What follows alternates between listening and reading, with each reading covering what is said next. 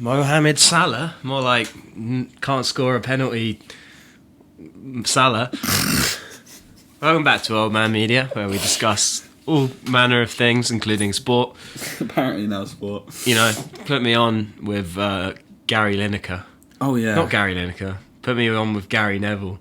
You don't like Gary Lineker? No, I like Gary Lineker. I want to be put on with Gary Neville, so no, I'm not getting into it. Anyway, I'm Phil Ragg, not Gary Neville.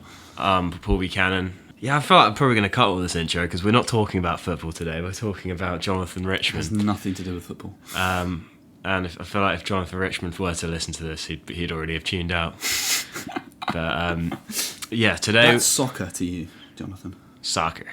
Today we're talking about Jonathan Richman, musician that I've sort of, throughout my life, listened to patches and bits and bobs, but I've never really gotten a clear story. I've always loved live videos I've seen. He's got a really good series of live appearances on the show, Late Night with Conan O'Brien, over the years, and he was sort of a regular guest for a while. And yeah, he's just a really charismatic, wholesome, cool guy with really, really cool music career.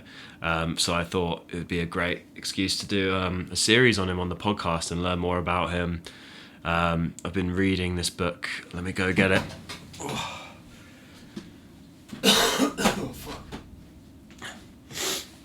There's something about Jonathan Richman and Modern Lovers.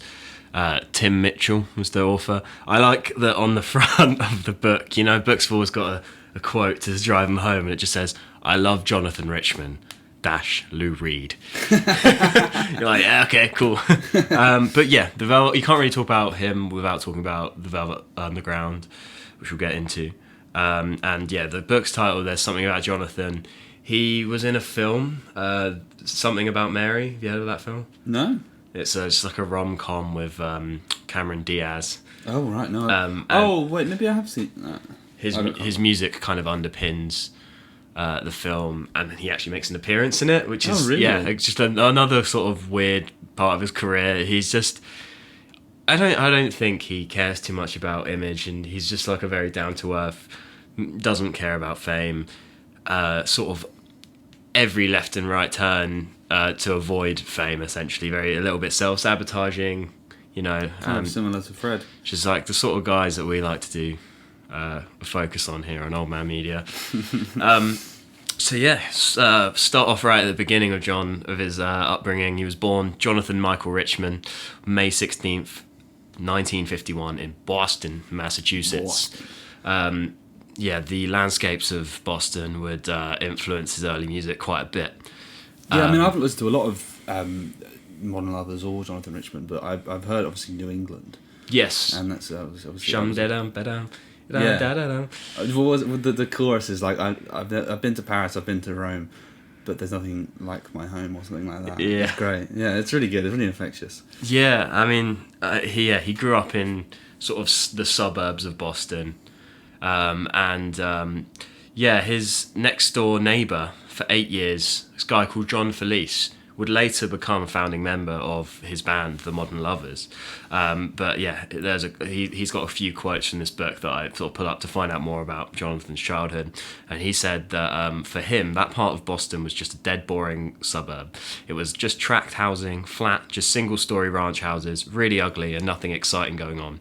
But Jonathan Richman obviously saw something he didn't.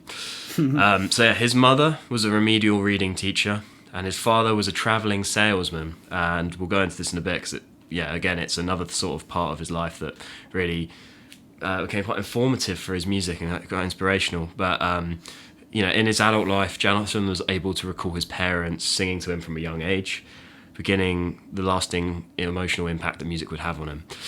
Similar to... I don't want to bring up Fred constantly, but I think that's a similar thing in a lot of artists is like very early on, music being an incredible important. You remember Fred's dad was a jukebox salesman.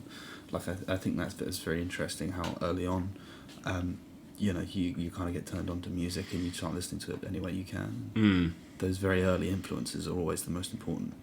Yeah, I mean, I do just think, they call them your formative years, and I think it is just important for creatives to all have that kind of part of their brain turned on from, you know, a young age. I feel like you don't hear about kids that loved math, you know, suddenly doing a 180 and then, you know, becoming an artist, you know. And if there is that story, I'd love to hear it. So, you know, DM us on Instagram. I met a guy today who he took over Sounds in Southsea. Oh yeah, and he used. Was that still going then? Yeah, it is. They took it over from the last owner because he was getting a bit old. But he used to be a landscape gardener, and he's now a record store owner. There you go. Well, but it's not quite creative. You can have a passion for things, certainly. But no, I just mean like it by trade. You know what you do. I know what you mean. But yes, at age 5, Jonathan Richman was drawing pictures and chasing girls. Their failure to reciprocate his affection made him confused and hurt. His friends were few, and he felt far from the people around him and their social relationships. This loneliness was to inspire and inform his early songs. Between the ages of 3 and 7, he was also a big dreamer. I don't mean that in the sense of he had big ideas for his life, but he loved his dreams, you know, sleeping, and he used to report them as being elusive both in content and in their failure to translate themselves from the unconscious into conscious, to reality, experience, and memory. That's weird. He has got a lot of songs about sleeping and, you know, the subconscious, and yeah, I'll go into more of this later, but I feel like I've, since starting this book and reading more about him, I can draw some parallels between him and David Lynch. Oh, really? But yeah, I'll get into that later. David Lynch, wasn't he David Lynch New England as well? Oh shit! Well, there you go. I didn't even... let me check that. But I could be wrong. yeah, later songs from his solo career. There's one called Salvador Dali, which is all about his experience dreaming and about how the paintings of Salvador Dali actually helped him to understand his own dreams better, which I found really interesting when I heard that song for the first time. No, sorry, I was dead wrong. Yeah, he was born in Montana and grew up in Idaho and Washington, which is nowhere near New England. That would be a fantastic topic for a future. We should probably do. We could do a David Lynch. Yeah, memoriam. where David Lynch grew up was a big influence, obviously, on his. But no, it's interesting he's talking about dreams and the unconscious and everything, because the second song on that Modern Lovers album is The Astral Plane. Well, I've got some stuff on that later as well. Am I jumping the gun here? Yeah, I mean, no, it's good to even as we describe his childhood, and you know, you can say, oh yeah, this inspired that, but like you're like, no, these themes generally do appear in songs later in his career. So, yeah, he would recall his own upbringing as bland but not bad. Could be worse. His parents were quite keen for their eldest son to be a success, and he wanted that as well. It was just that they had different meanings of the word success. For him to succeed would be to voice his feelings in advocacy of sincerity and passion. Obviously, his parents' version of success would be for him to be stable, well paid, and you know, have his own place. School was not for Jonathan. The disciplinarian and illiberal nature of it was not well suited to his personality. His rebellion was not that of your average school child. He was once asked to the principal's office for drawing 2 circles on his knees, and then when asked why he did that, he said he was drawing the knobs of a guitar.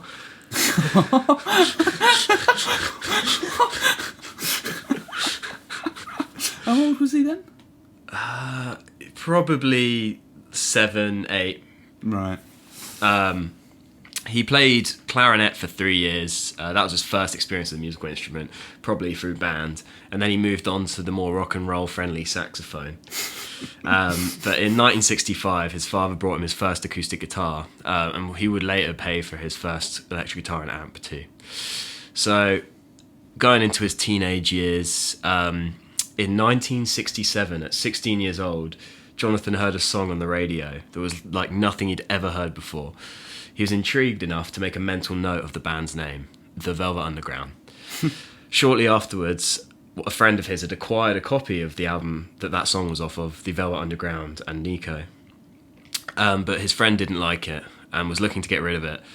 Jonathan already had a record prepared to trade for it. It was a Fugs record. Oh, wow, really? Do you know for Fugs? Yeah, they're great. Have you ever listened to them? I never heard of them before this, but then I looked up the band and looked up the first album titled First Album, And yeah, like the first song, even I think it's Slum Goddess. It's called. Yeah, it great. sounds like it could influence Jonathan, especially in his like later Modern Lovers stuff, like the not the first album with John Cale, but the stuff that you accidentally listened to instead of the Modern Lovers debut.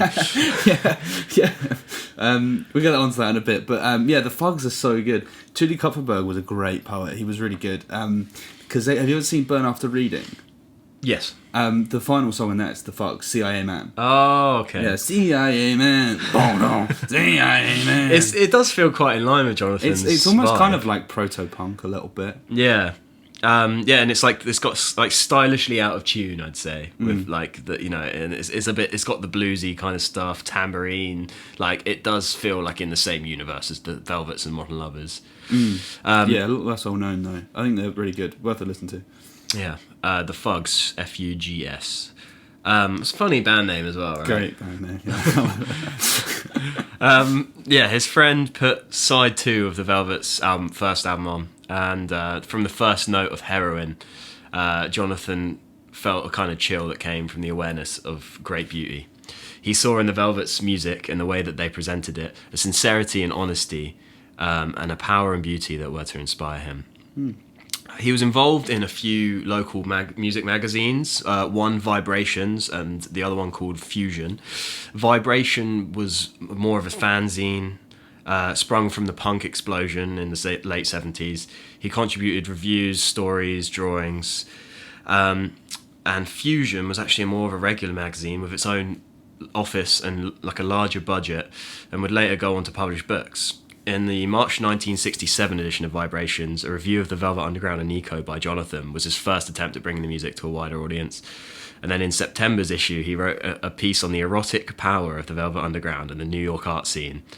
Brian Eno said that the Velvet Underground and Nico sold terribly, but everybody that bought the album started a band. It was this same year that Jonathan would start performing in public. That's really interesting that he thinks quite that sort of deeply about the music that he's listening to. I think that's very interesting. That he can write about. I didn't know that he wrote like articles on music and stuff. Well, it's funny enough actually. There's a documentary that came out. I want to say 2021. It's like a, they got a lot of clips together and a little bit of narrative, but it's a little bit more free flowing, by Todd Haynes. Oh yeah. The guy who did I'm Not There, Bob Dylan's sort of the only kind of Bob Dylan film really that was out before Complete Unknown. And in that documentary, Jonathan appears a few times with interviews. It's more of he's collected old bits and interviews. It's not like he sat down with Todd Haynes for it. But yeah, throughout the documentary, there's little clips from Jonathan, and he's such a nerd about the Velvet Underground. I love it. He's just like, oh, he's playing like this, to-do, and you're like, yeah, he just fucking loves this band, It's like, it's really wholesome, and yeah, it kind of you can imagine what he was like around the band in the early days, which we'll go on to. So by long tradition, the Common at Cambridge, the college, Massachusetts, was made available for music performances on Sunday afternoons, and Jonathan, knowing one of the organisers, decided to make use of it, and he loaded up his dad's station wagon with his amp and guitar and set off. Playing in between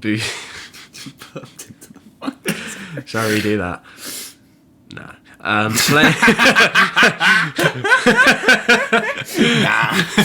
Playing in between boozy bluesy acts like the Jay Gales band. You know Jay Gales? No. They do that song Centerfold, which is like and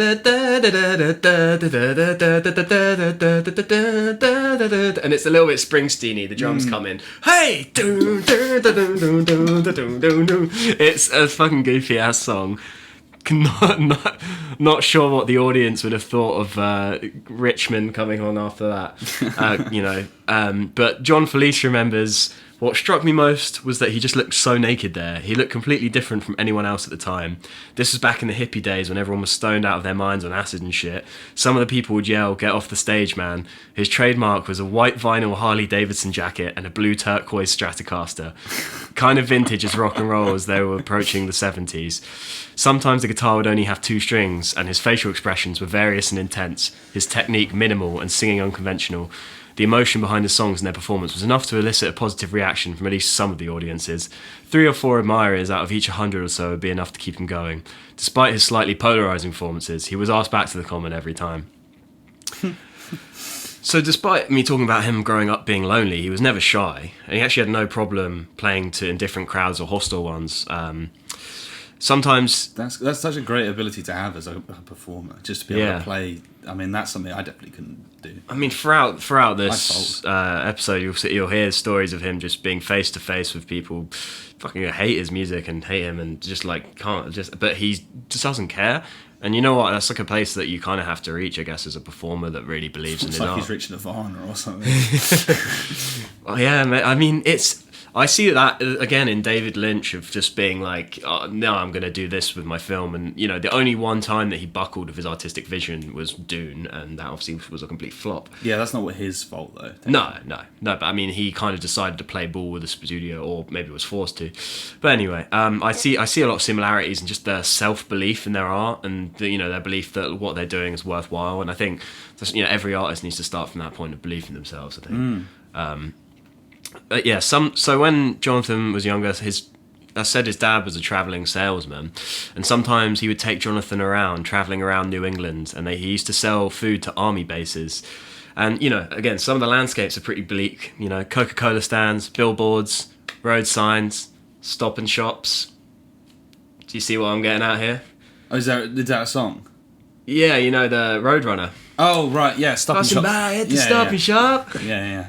With the radio on. But the thing is, I think parts of New England are very pretty, but Boston I don't think is particularly. No, but Jonathan saw a beauty in it, and I think this song, the song Roadrunner and Ride Down the Highway, comments on a lot of these experiences that he saw staring out of his dad's car traveling around.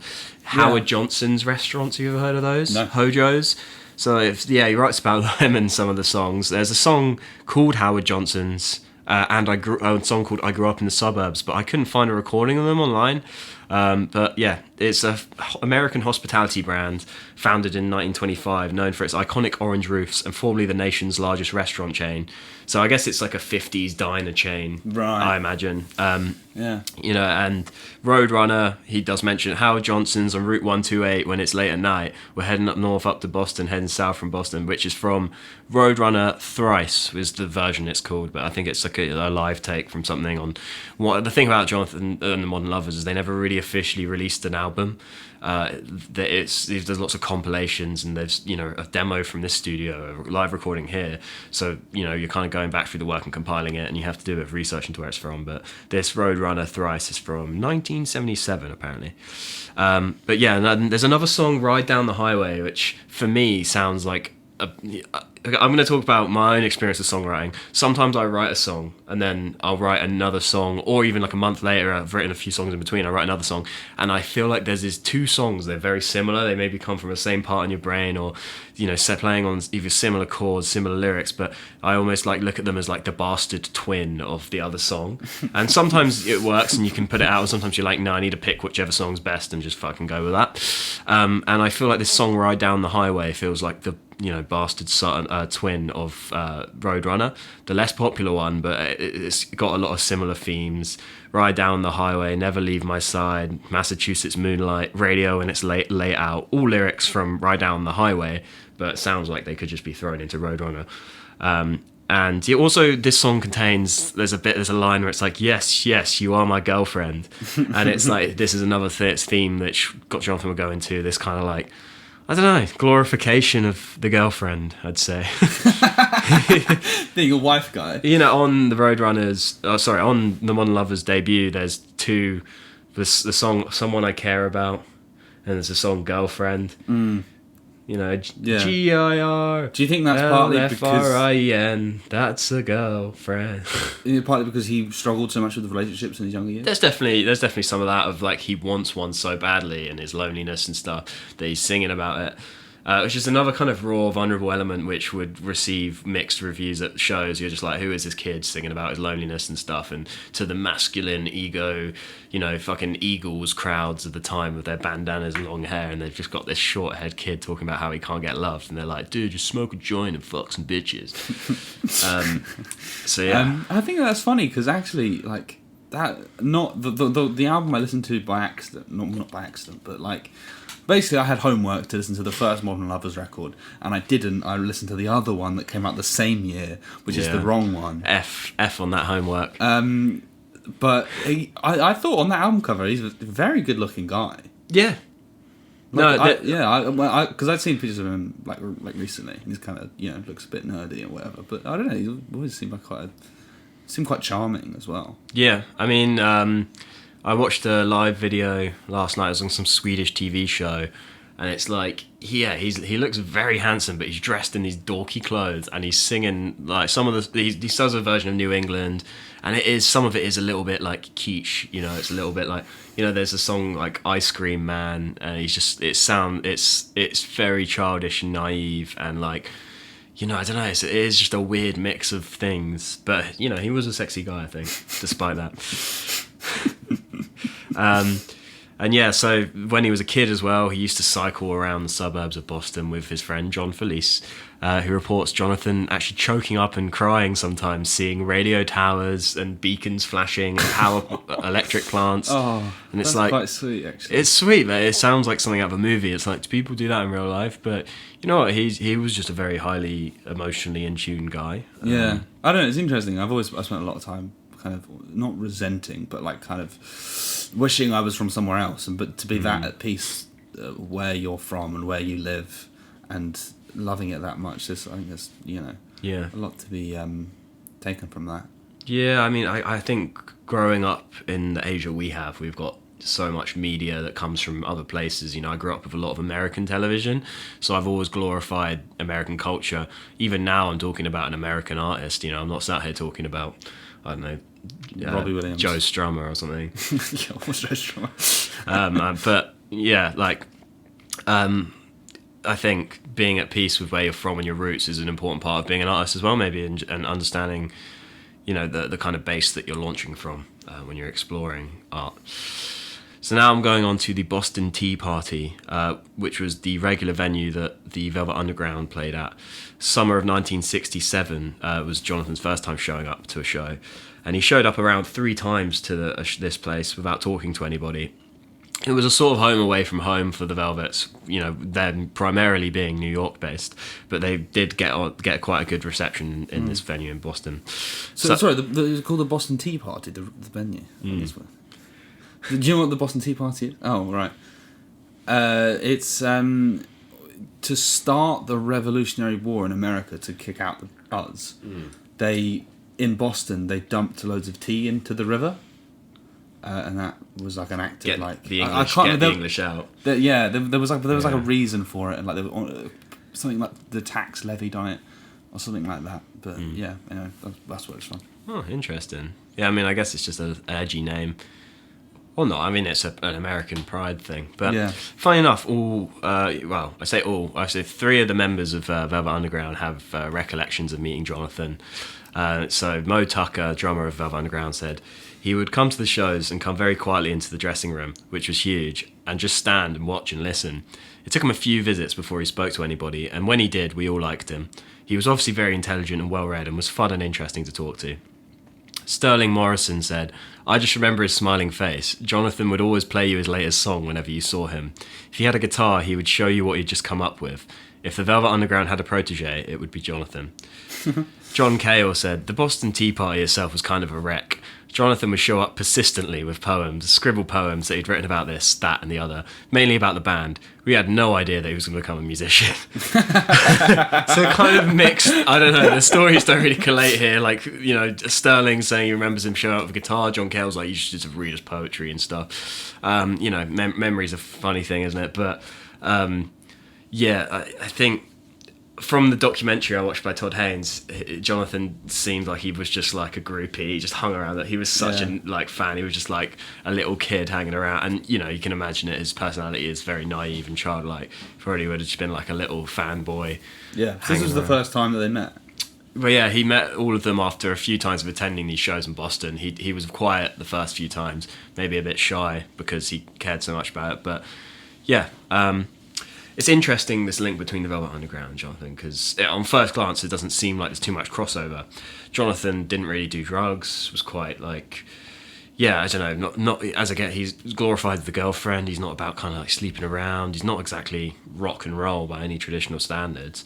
But he was always fired from the beginning by like a strong moral determination to provide the subject matter for his songs and have them inform them. And I feel like Lou Reed was more like detached from his lyrics. But, you know, the honesty is what underpins, I think, both of their works, is that like Lou Reed might be detached writing about something, but he's like telling you about the dirty kind of like underground, you know, even the band name, the Velvet Underground, he's talking about like drugs and heroin and prostitutes, and you know, later in his solo stuff, even like, you know, a transgender kind of like, yeah, he talks about a lot of like subcultures in New York, doesn't he? And he does it with this detached, wry, almost like, you know, kind of because he knows that, you know, the average Joe is going to get a little bit triggered by him talking about, you know, was it changed something, now he was, she's a he. Oh right, yeah. He was a she. I can't remember it off the top of my head, but yeah. But yeah, I mean that's also like a similarity between them, is that they write a lot about where they're from, and obviously they both clearly love where they're from, and for very different reasons. But yeah, like Jonathan loves New England and Lou Reed loves New York. But I feel like Lou Reed, with his detachedness, was almost like he was able to write about these things that he loved, but like, I don't know, I think from a point of like being protected by his detachment, whereas Jonathan was so like impassioned by the candor of his self-expression that he was more open to risking like ridicule, more open to sort of that awkward vulnerability and being laughed at for what he was talking about. But you know, the similarity is they both acknowledge the possibility of the redemption of love, which can transform despair into hope. You know, I'd like to think of Lou Reed's Perfect Day, where he's like talking about this sort of bit of getting drunk on sangria in the park and feeling like he's not a good person, but you know, for one day, you know, he felt love could redeem him. You know. Yeah, I feel like it's a good time to mention Jonathan Richman's latest song off the album I, Jonathan, which is one of his first solo outputs. He's got a song called The Velvet Underground, where he literally just talks about the Velvet Underground. It's like, how in the one of the hooks in it is, how in the world are they making that sound? Velvet Underground. He talks about like, there's a spooky tone on a Fender bass. Played less notes and left more space. And like, just talks about the Velvet Underground. And then in the middle of the song, he goes into a cover of Sister Ray, which is like their 10-minute, or you know, their just live jam that he played a lot of places, which was a very definitive part of their career and made them stand out, because they would just play this. It was a jam, but it was repetitive and long and, you know, drony and. You know, almost like a precursor to that krautrock thing of just staying on the beat for like 15 minutes and repetition and being hypnotic. But yeah, definitely worth checking out that song. It's, yeah, I don't know, if you're a fan of the Velvet Underground and you want to smile a little bit, it is a good listen. The Velvet Underground actually provided Jonathan with his first live-scale public performance. He opened for them and the Grateful Dead in Springfield, Massachusetts. Wow. Which, I mean, the Grateful Dead and the Velvets on the same bill. I was like, I didn't even know that was a thing. Like that, That's crazy, yeah. Such world apart. But I guess it would be like 69, which is early Dead. Guess there's like the drug culture, which they kind of would have the crossover with. I mean, the Dead played so many shows that like they just I can imagine that happening. Especially in the late 60s, early 70s, they played so many shows. I mean, it's, for me, I love both those bands, but for different reasons. And I don't think I could at the time be fans of both bands. I feel like I'd have to pick a side because they're completely in opposition of each other. Like, the Velvet Underground's pure, simple, like fucking repetitive, and the Grateful Dead is literally like complex, jammy, kind of like long form, very musical.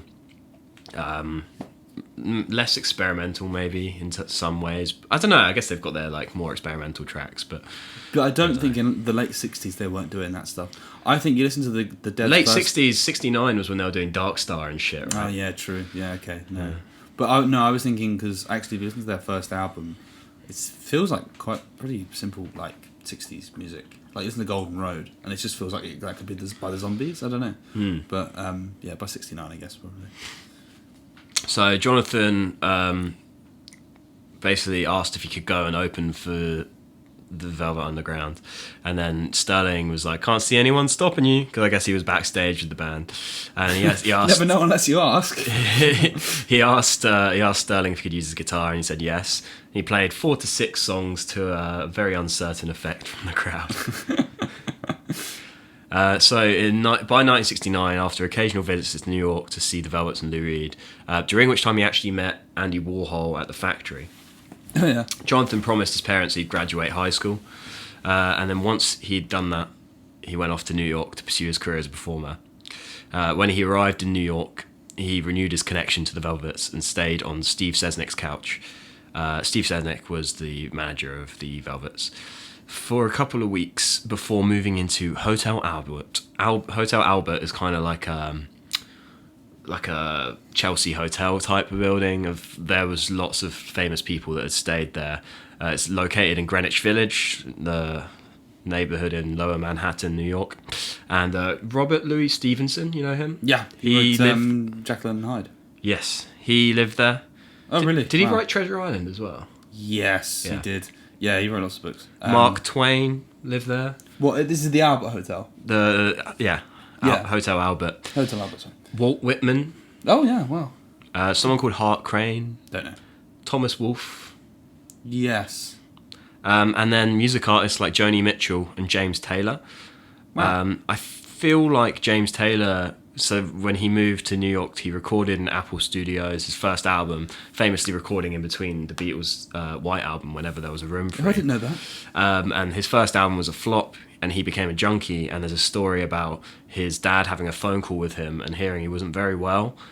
He was clearly strung out, and then he just put down the phone and drove like 20 hours straight up to New York from Carolina to pick him up, and then after that point he could clean himself up, came back, wrote Fire and Rain, Sweet Baby James, became a chart-topping, So I feel like that might have been the hotel in which he called his dad, because I know it was in Greenwich Village that he was strung out. But also, the Mamas and Papas and the Loving Spoonful stayed at the Hotel Albert. Bit of a Fred crossover there. Little Fred crossover.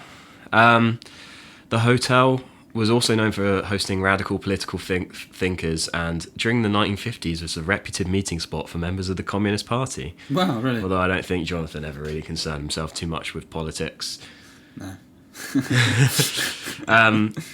So he also had a love of food, which was definitely fostered in New York, obviously, with all the great places to eat out. There's another track from one of his later albums, I think it's just called Jonathan Richman. It's called I Eat With Gusto, Damn You Bet. And it's just a poem. It's just him reading out about... it's really funny. There's like a slap-back delay the whole time he's talking on his vocals. And he's just talking about how he like eats like really messily, really sloppily, really ugly. But it's like, I fucking eat with gusto, you bet. It's a really funny little poem. Check it out. So he found starting a music career in New York in 1969 very frustrating.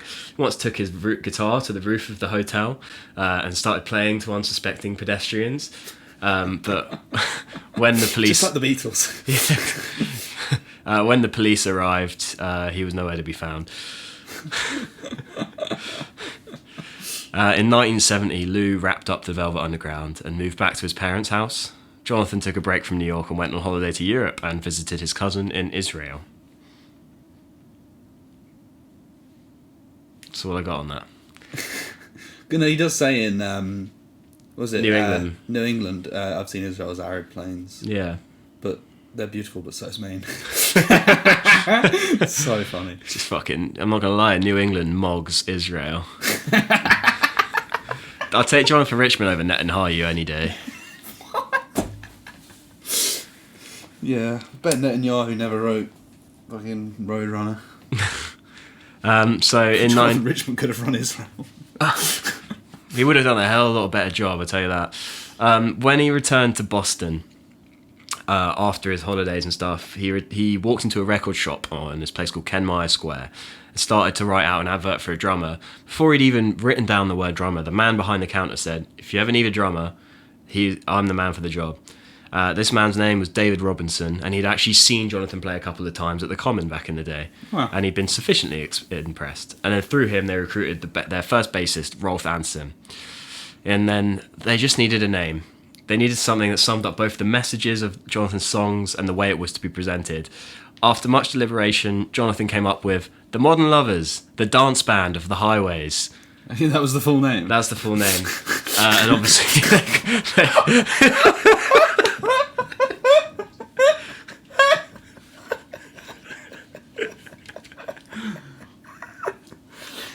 Oh God! Obviously You gotta love Jonathan's just sincerity. I mean, it's almost autistic like that. Oh yeah, definitely something going on there, in the best way possible. But obviously they quickly dropped the last part. Yeah, it's like in that bit in Social Network. Drop the. It's probably smart. Early rehearsals were in David's basement, and Jonathan would say, "Keep it simple, turn the volume down." His rhythm guitar was unashamedly basic in legacy of Velvet Underground. Early versions of Roadrunner, Hospital, and She Cracked, interspersed with jams of the Kinks, were what their repertoire was. They debuted live at Simmons College, supporting a band called the Sidewinders. Have you ever heard of them? Rings a bell. They were actually to become sort of associates and rivals of the Modern Lovers. Lead singer had previously met Jonathan. His name's Andy Paley. They'd met at the Cambridge Common, and they would be linked throughout their lives in a variety of ways. Simmons hosted a number of other bands, including Aerosmith. Imagine that on the same bill. Modern Lovers and Aerosmith. Yeah. Okay. Could have been the wildest lineup of all time. The early gigs were received in a similar manner to Jonathan's solo performances. Yeah. So maybe 2 or 3 fans out of every 100. Yeah. One gig they did at the Cambridge YMCA in Central Square of Boston, a section of the audience spat and threw cans on them from the balcony. Wow. Jonathan seemed to thrive on the conflict produced on occasions like this, but he would never provoke it. A mixture of love and hostility, incomprehension and joy was going to continue to characterise audiences' responses to the Modern Lovers, and Jonathan still experiences it to this day. In 1971, a guy called Danny Fields was friends with Jonathan. I think they'd met through Andy Warhol and The Factory. And a friend of Danny Fields had been in a couple of Andy Warhol's films and was a painter at a museum in a school in Boston. She said she had 2 musician friends that Danny would like to meet, and after meeting them, he decided to introduce him to Jonathan. These 2 musicians was Jerry Harrison and Ernie Brooks. Do you know Jerry Harrison? Nope. He would later become a founding member of the Talking Heads. Oh, right, okay. And then later the Tom Tom Club. Oh, okay, cool. Yeah, no, I do know the guy. He's got the curly hair. Yeah, Talking Heads, yeah. So once Danny met them, he was like, yeah, need to introduce to Jonathan. And he invited him over for a hangout, and they were listening to the Velvet Underground's Loaded, and Jonathan arrived in his white vinyl Harley Davidson jacket and started dancing around the room while the album played. They both loved Jonathan instantly. Ernie really related to Jonathan's revision and his love of the Boston highways, about life bursting up from the open roads and the suburban landscapes. Jerry and Ernie felt this was a vision they could really share. Jerry was studying film at the time at Harvard, and Jonathan's ideas tied in with a project of his own that he was planning. He filmed and recorded Jonathan with David and Rolf playing Ride Down the Highway, and also shot footage of Jonathan talking to the camera as he walked around a local supermarket. The resulting material was incorporated into a larger piece, which was coursework for his degrees. Spring 19... Is that anywhere you don't see? I tried. I haven't managed to find it. If I do, I will put a link to it somewhere. But no, the thing is with a lot of this early stuff, it's submitted for coursework. Was it ever even copied to a digital hard drive? Was it on a film reel that got fucking binned? You know, Yeah. It's really, some people you're lucky with, but it's similar to Fred, where you hear about these videos and you're like, I can't fucking Yeah, find it Fred anyway. just fucking binned a lot of them, didn't he? Yeah. Like, literally set them on fire.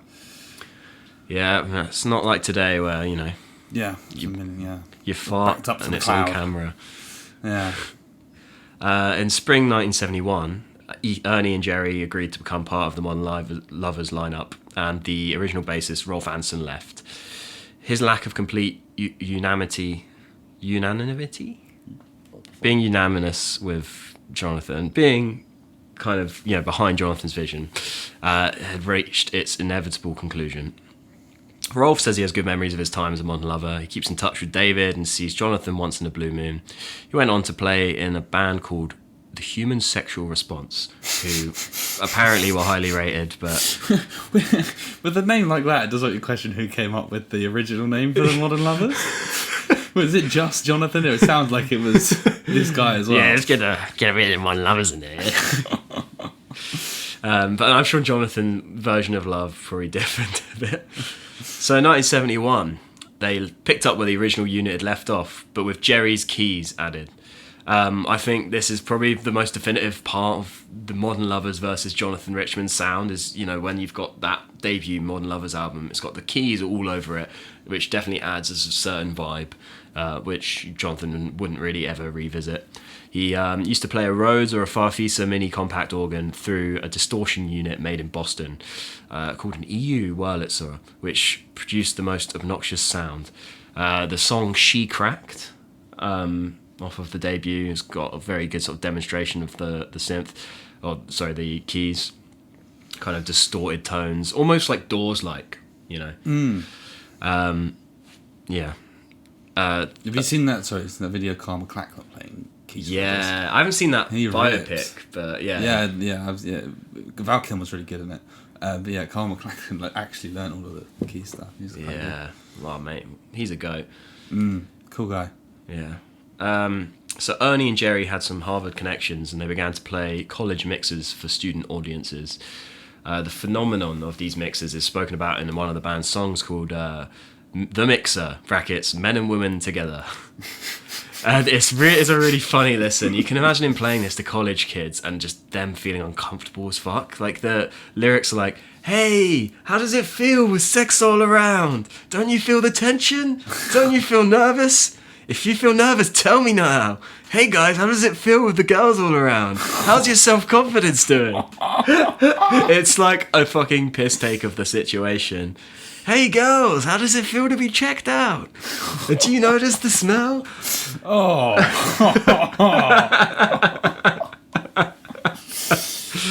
They're trying to be contrarian. They're trying to do something maybe a bit unrefined at this point.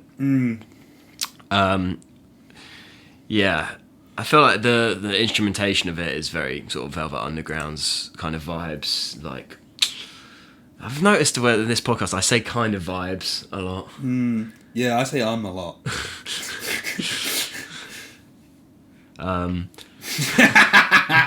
Yeah, these mixes were often unsuccessful attempts to present their music to an audience that was embedded in a youth culture of commercialized blues rock and R&B. They took every rejection as a proof that what they were doing was important, and that That's one way to think about it. and that fueled them to carry on.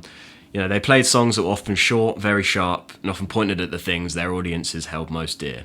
Jonathan's songs were a mixture of anguished cries for affection, attacks on hippiedom, drugs and artifice, and espousals of old world values in modern world settings. The song I'm Straight, have you heard that one? No. It starts off, it's like very low key, and it's like, I've called this number like 3 times today. Basically, the whole song is him talking to this girl who's decided to run off with this guy called Hippie Johnny, and he's kind of basically criticizing the entire hippie lifestyle, why are you always stoned, Hippie Johnny? And Jonathan Richman, staunch sober guy, didn't really believe in a lot of the, he held a lot of old world values, and there's another song called Old World where it just talks about being in love with the old world and the arcade fire, he says as a lyric. So yeah. Jerry, it's very interesting. Sorry, I just noticed there. I mean, you say he has kind of old school values, and you talk about that restaurant that he mentions, Howard Howard Johnson's. Howard Johnson being like a 50s diner and, you know, travelling with his dad was it in the 50s he was travelling? Yeah. No. Yeah. And, you know, I think that obviously had made such an incredible impression on him that he kind of held these, you know, the views that had become outdated come the mid-60s. Yeah. But he's still kind of held on to them, but is still sort of embracing some modern sounds. I don't know, it's a very interesting kind of blend there. Yeah. I mean, I think maybe he has a good relationship with his parents and therefore has actually picked up a lot of their influences and you know, whereas a lot of people at the time probably had more rocky relationships with their parents as they were going. And, you know, also I think Jonathan being separated from the crowd at an early age, he wasn't really fussed what other people were doing or thinking, so he was always doing what he wanted to do. And while everyone was going off in the, you know, counterculture and like, fuck you mum, I'm gonna stay out all night, do drugs and sleep with whoever, he was like kind of like, I'll be back home by 9. As soon as the show finished, I'll be home. But Jerry Harrison wrote, "We were like the original punk band. Most music had gone away from heartfelt things towards professionalism. We put inspiration first." And I think, you know, it's weird. At that point, professionalism was playing into that rock and roll thing. It was a marketing, you know, ploy, I mean, you bring up the Beatles, the Eagles, sorry. And that was like, you know, in Big Lebowski, where he said, I fucking hate the Eagles, man. Yeah, and then he gets kicked out of the taxi. But the part of the reason like people like the dude hate the Eagles is because it kind of professionalized the hippie movement and things like that, and they kind of sold out, and so it's just going off what you're saying there about professionalism. Yeah, I mean, we spoke on the podcast before about how I'm not a massive Frank Zappa fan. Yeah, but he's got a great sort of song criticizing the counterculture movement. I can't remember what it's called. I'm gonna quickly Google it, but it's off the album he's got where the front cover is a parody of Sgt. Pepper's. Oh yeah, another one. I think it's called "We're Only in It for the Money." Yeah, that's good. I do actually like. I do appreciate some of the things he did artistically, and "We're Only in It for the Money" is obviously even the album name completely not criticizes, but just makes fun. And then also the album cover being, I think it's called "Who Needs the Peace Corps." Cool. It's got a Wikipedia page on it, actually. That's funny. But yeah, the song became quickly outdated when the hippie movement faded. But the lyrics are a satire of hippie and flower power movements. I mean, it's funny talking about Jonathan Richman and about how he believed in this authentic love, didn't do drugs, and he wanted to be on stage, be vulnerable, talk about his feelings. And he was met with anger from the same people who probably would be like, "Peace and love, man. I'm gonna go do some acid and chew my girlfriend's face off." Like, yeah, no, it's interesting. They don't have a lot of time for people that are. Yeah, I mean, I think that's a thing he highlighted. You, in order to be counterculture, you needed to let go of these like mainstream things, but then and you had to be more accepting. But then they're not accepting of people that were. Yeah, I mean, it's an interesting thing about cultures and stuff. You think even the punk movement. Yeah. Oh, we're gonna go and be different by all, you know, dressing the same, getting the same haircuts, and wearing these types of clothes, and then you create something. You end up just commercializing yourself anyway. So yeah, you come up with a very exclusionary form of protesting, which is like it kind of nulls the. Yeah, you just become another clique at the school, but the school still exists and everyone's still separated. Whereas, you know, maybe the truest thing is not to be part of any culture and just to do your own thing, which maybe people would talk about like Jonathan Richman and Fred Neil understood very well. Even the folk movement became that kind of pastiche of itself. Yeah, I don't know if individualism is the way to go, but I don't know. No, what you think we should all... I don't know, I just don't... I think we're a part of a collective, and humans are inherently social creatures, and we're going to copy each other's sort of... trying to fit in and be a part of something greater than ourselves, but at the risk of possibly losing some. I don't know. There's a balance there between being an individual and being a part of the collective. I don't know. Well, I think Jonathan seems to kind of have that got a good grip on it, because he's not removing himself from the cultures. He's putting himself on stage and singing to people, which is, I think that's what it's about, is involving yourself, but not being afraid of the criticism that comes from, imbuing your own art. And the Modern Lovers, they glorified true love, sincerity, passion, faith, and the power of the soul to survive everything the world threw at it. They pillarized insecurity, insincerity, self-indulgence, and materialism. They were always going to have to struggle to get the message across. Jonathan continued to thrive in an atmosphere of hostility. Ernie Brooks recalls him saying on the mic, "Well, we know you don't like us, but we love you anyway."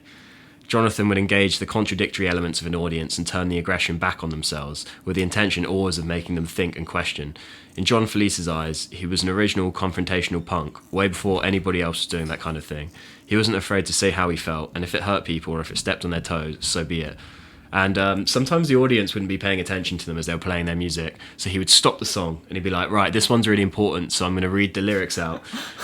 And he'd just recite the lyrics. But funny enough, it actually was a great way of getting the audience's attention, because they'd be startled by the abrupt curtailment of the music, and they'd be like, "Okay, well, this guy's talking on a mic, what's going on?" And then he'd have the attention. I can't imagine doing that in this day and age. I still feel like people talking at shows is a regular thing. I don't like it. I mean, I've been to shows sometimes, but it's just like I can barely hear the fucking because there's so many people talking, and it's like normally it's support acts, and I was like, still like these guys like trying to get out there and trying to do their own thing. Like, just if you're gonna come here, just at least like don't just stay at the pub. Yeah, and don't come here early.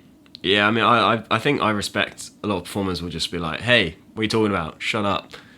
Like, I think that needs to happen, because if you're at a gig and you haven't got that self-awareness, then I don't know, it's a certain courteousness which is long since died, or maybe never existed, as I'm reading here, but you have to come up with ways to keep people's attention, and I guess that was one. And that just speaks to his sort of self-confidence of being able to do that and just not giving a fuck what anyone thought. So in 1973, when the band was in California recording what was supposed to be their first album, they played this notorious gig at the Swing Auditorium in San Benito. Funny enough, they were supporting Tower of Power. What's that? They're like a funk band. It's really, if you listen to the music, it's like funk and soul, really good bass lines, like really cool, tight soul and funk band, but not at all like the Modern Lovers, not at all. If someone has those in the same playlist, I'd be very, we wonder what they're doing. But they'd actually had David Burson, who was the assistant to the Warner Bros. President, and would eventually sign the band. He was present at this gig. But like rubbish was thrown at them by the crowd, and it was mainly a redneck crowd, and they really didn't like their music. And David Burson remembers the audience were incredibly hostile. There are all kinds of scream of "Go back to Boston, that's where you belong." It seemed to me they were quite happy to keep on playing in the middle of the storm. Their songs were totally unique. No one was singing anthems to being straight and songs advising kids not to die now, because someday we'll be dignified and old. And when we talk about straight, I'm talking about drugs, being straight sober, being straight edge. There's nothing really to do with sexuality in his songs, but lack of comprehension and often outright hostility was something the Modern Lovers shared with the Velvet Underground and the Stooges, who were influences on the band. So a sense of solidarity with these acts would be further confirmation that they were doing the right thing. Back to 71 now. The band got a house in Boston where they set up their equipment in their living room. Their lifestyle was fairly minimal, relying on food parcels from Jonathan's parents and sometimes clothes. Jonathan's mother would once brought him a large woolen sweater that, to his embarrassment and immediate refusal, she insisted he put on straight away. Jonathan would organise gigs similar to the ones they previously played, but it was up to Ernie and Jerry to arrange gigs in the city. They played town halls, youth centres, small clubs, never making much money after permits and security were paid off. Sometimes they begged the owners of small coffee houses who hosted folk and poetry night to let them play their rock music, which was unusual at the time. They were on a one-night stand basis, usually. They also used to play at hospitals and old folks' homes. I think this was more of Jonathan's doing, but at these performances they had to play very quietly, which obviously worked well for Jonathan. And John Felice said that Jonathan would ham it up big time at the old folks' homes. And they would love him. He said he You would see old people loving John. Yeah. he would play right into them and they'd eat it up. He'd charm the pants off them. He would put on this Charles Aznavour act. Do you know Charles Aznavour? No. I don't know if I'm pronouncing that right. He's a French musician. So before we started this podcast, Will saw that I had Notting Hill up on Wikipedia or something, or it was like I think I was watching a YouTube video of a soundtrack. Charles Aznavour sung this song, "She could be the da da da da da." What was it? "She may be the face I can't forget," which is in Notting Hill. But funny enough, on that, Elvis Costello covers it. But yeah, it's just like a very croonery French guy. And they when they played these old folks' homes, they dropped the more bitter songs like "She Cracked." The band often travelled and transported equipment in Jonathan's father's station wagon, sometimes in their own catering truck, but they would only do this on one condition: that Jonathan didn't drive. He was a bad driver, but not, as David Robinson points out, a reckless one. He drove as though he'd just been given his license, nervous, unable to take turns smoothly, and unable to relax and go with the flow. Since working in New York and returning to Boston, Jonathan has spent some time working as a taxi driver, until losing one passenger out of the door. What? I tried to find more context on this, but that was all I got in the book. Maybe they just ran out the door, but I don't know. The way it was put, it sounds like they just fell out the door. The hours of a self-employed cab driver suited Jonathan, but the fundamental problem was that Jonathan was never going to be suited to anything that resembled a regular job. Financial income, even if small or irregular, was going to have to come from his music. Apparently, Jonathan had a great skill of falling asleep at any time. He would like a narcoleptic, or just like... Yeah, not like a narcoleptic. He was just able to go to sleep whenever. Oh, right. Okay. They'd be in the van, they'd be out in public, any place, anywhere. Apparently, he'd fall asleep and sometimes just start snoring obnoxiously. He was known to wake up and instantly start writing lyrics. And his powers of concentration was such that even if he was surrounded by 10 people having 3 different conversations, he could still zone in and write his lyrics. Yeah, I wish I had that. I can't do that. In loud, I can never go to coffee shops and do work. It's just too loud. I just can't. I need silence. Yeah, it depends what mood I'm in. I feel like sometimes my brain's a bit more scattered, and I'm like, oh, I can't I can't sit down and concentrate right now. But other times I've got it locked in. So I feel like this point in the career, the Modern Lovers taking off, they're playing more shows and I guess getting reactions from people. Jonathan's songs started to evolve from the alienated loneliness of his youth and deal with a sort of wider isolation, maybe to do with his experiences in New York and Boston. There's a song, Such Loneliness, which confronts Jonathan's loneliness in New York and his rejection of the self-destructive lifestyles the girls he met there lived, as well as linking his loneliness to his childhood. It's a really good John Cale demo of this. It's got really cool but wonky key sound. Just another sort of demonstration of what Jerry Harrison added to the group. And I think if I was to name one member that added the most in those early days, it would probably be him, because those key sounds are so cool. There's another one called Cambridge Clown, which is about how he didn't really like the sort of frat boys of Cambridge. He didn't really like the college guys, and his failure to reach into the hearts of the college girls there. There's a really cool live recording of this from Ipswich, Massachusetts, which is really funny because we're in England. There's a place called Ipswich. It's not much to talk about, but really run down. But maybe Jonathan would have liked it. But there's a couple times in the book it talks about Ipswich, and I was like, what? And I was like, oh, it must be in America. Before, yeah, but especially in New England, there's a lot of places like that. There's a Portsmouth in what? Oh, because it's New England. New England, yeah. That's where the first English settled in England. Yeah, I mean, I don't know if Jonathan's ever come over to this neck of the woods. I think he must have played in the UK a few times in his life. Yeah. Do you know there's a person in Canada as well called Nova Scotia, New Scotland. Ah, yeah, I've heard Nova Scotia. Nice. So before they moved into this house together, Jonathan used to ring Ernie up in the middle of the night tell him about dreams that he'd had. One dream he recounted, he genuinely believed he'd entered the dream of a girl he was talking to via the astral plane.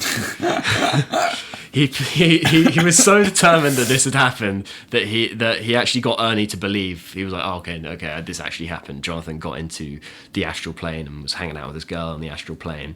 And I think this song kind of serves as another added dimension of Jonathan's loneliness and frustration, to the point that he's delusioning himself with the fact that he's able to astral plane himself into another girl's dreams, despite having no real world relationship. And the song itself's got quite like a psychedelic nature. It does sound like a Doors song, that song. Yeah. You know? Yeah. And I think it's interesting, the kind of exploration of that psychedelia without drugs. Again, this is what made me think of David Lynch. David Lynch drinks a lot of coffee, doesn't really do anything else, but is still able to access his subconscious and dream world and illustrate that through his art. And I just find that a wonderful little thing of like, some people just are tuned in to that kind of nature of life, the more abstract and the unusual. Saying that though, David Lynch did smoke weed on at least one occasion. Have you heard the story? No. When he went to go see Bob Dylan. Oh, when he got scared. He smoked weed. He went to see Bob Dylan, and then he didn't like it. He walked out, and then one of his friends was like, no one walks out on Dylan. He's like, I do. I walk out on Dylan. Because he gotten so stoned that he was like kind of scared and didn't know what was going on. Maybe. Yeah. I don't know. I've never gotten that insight into the story, but I've just gotten the recounting of him just, I walk out on Dylan. And I'm like, fair fuck, it's the only person who could. Yeah. Come to think of it, I never had a story of Lynch doing acid or anything. No, he was into his transcendental meditation. Yeah, he's into coffee. Into that, I don't know. Maybe there is a certain. I really never thought about it until last night when I was revising this information, just thinking about like the fact that these two men are actually quite similar in their mannerisms, their defiance from this. David Lynch didn't really fit into a filmmaking scene. I wouldn't say he invented his own sort of path through it. Very individual. Yeah. And just the maybe a bit of autism going on. And just a genuine love for life as well, both of them. Yeah. Just really loved. I mean, Lynch is a little bit trickier to see through like some of his filmmaking because it's quite confrontational at times, and there's times that he's kind of depicting like blue suburbs, like a suburban American life, and he's just twisted like dark underbelly, but you look at him in real life, and he just loved being alive. Sadly, not with us anymore, but I mean it's an interesting spin on the artist because you've got these. I mean, even Van Gogh, I think you can see in his paintings that he loved life despite not even, and I guess it's this kind of classic archetype of the artist loving life and art so much that they don't care about the monetary and societal stuff that they should care about, and they just pursue this love until the very end. And I feel like that's what Jonathan is doing, and I feel like that's what David Lynch did. It was always a love of art, and it's an important dimension because I don't know. I think my mindset on the artist is changing from. When I was younger, it was about the tortured artist. It was about like Kurt Cobain. That was my inspirations, and turning torment and stuff into art. But I don't know. I think I'd like to move forward to a place where I can make songs from a happy place. I think for long term, for longevity, is probably for the best. Dreams would obviously go on to be a big inspiration for Jonathan. Salvador Dali I mentioned earlier, Astral Plane, obviously, a song called Wake Up Sleepyheads, Here We Are in Dreamland, and New England's Summer Song. It's funny actually, Wake Up Sleepyheads, there was a live performance they did, and Jonathan let Ernie introduce it, and Ernie was famously, Ernie said, he was like, here's my least favourite song of the set or something. He's just like, really, he doesn't like it. Which is like, it just speaks to, even people in the Modern Lovers, even in his own band, had their reservations about some of the material. At the same time that he wrote Astral Plane, he wrote the song Hospital. That one, we listened to earlier. Maybe my favourite Modern Lovers song. It's so good. Again, the key sound starts with the Keys intro.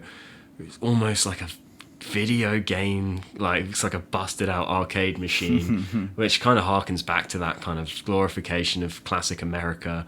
But yeah, the song is like, I don't know, it tells a story without telling you what the story is. You know, it's like, when you get out of the hospital, let me back into your life, and you like, what's happened there? Has Jonathan wronged? Is this girl? What's happened with this girl? Why is she in that? And you know, you kind of make your own story about what happens, and almost feel more emotionally attached to it because of that. And then there's a real conflict in the song. You know, in the chorus, it's like, I don't care what you do, or sometimes, you know, I don't like you, and you know, but there's a power that shines through in your eyes, and it kind of talks of this like push and pull, maybe toxic love, maybe a very youthful love, I'd say. And yeah, I mean, there's a line as well where it's like, I go to bakeries all day long. There's a lack of sweetness in my life. And I just find that line so, like, again, it puts you on the edge. You're like, is this cringe? But you're like, it's kind of just fucking, like, really good. Again, Lynch does a similar thing in his films where you're always, even Twin Peaks, you're watching it and you're like, is this a joke? Yeah. But there's like a sort of vulnerability and rawness and childlike nature of that, like, yeah, the vocal performance on that song is incredibly raw and vulnerable. And when he played that song live, he was actually known to cry sometimes on stage. Really? And he'd pick up the microphone stand and he'd be pounding into the stage crying. And apparently sometimes the girls at these shows would be throwing handkerchiefs and being like, oh, Jonathan, don't cry. And apparently the great thing about Jonathan is he could pull this stuff off with his naivety, and he wouldn't smirk like he'd just played a trick on them or won anything. He was genuinely crying, and he was genuinely grateful for the handkerchiefs. He wasn't trying to like guilt trip them or anything. He wasn't being performative, I guess. But yeah. You ever seen that video of Willie Nelson like looking like he's about to cry when he's singing Crazy? Because he wrote Crazy for Patsy Cline. Patsy Cline died in a plane crash. And there's a video of him, like almost on the edge of tears, like as he's, but like you can hear like his vocals like kind of tremble as he's singing it because he wrote it for Patsy, who died like a couple of years earlier. Yes, yeah, quite very moving. Yeah, no, I'm a big Willie Nelson fan, so I'd love to. Yeah, I never knew that he wrote Crazy for Patsy.